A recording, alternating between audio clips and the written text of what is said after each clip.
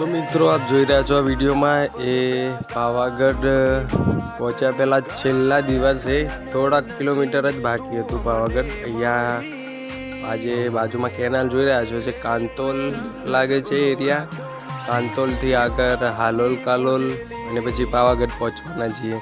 તો છેલ્લા દિવસે તમે જોઈ શકો છો આ વિડીયોમાં કેવી રીતે મોજ મસ્તી સાથે આગળ વધી રહ્યા છે। અમારા હાલીસા ગામના વડીલ મિત્રો અને યુવક મિત્રો, યુવાન મિત્રો દરેક ખુશીથી ઝૂમી ઉઠ્યા છે। બન્યા રહેશો તમે આ વિડીયોમાં।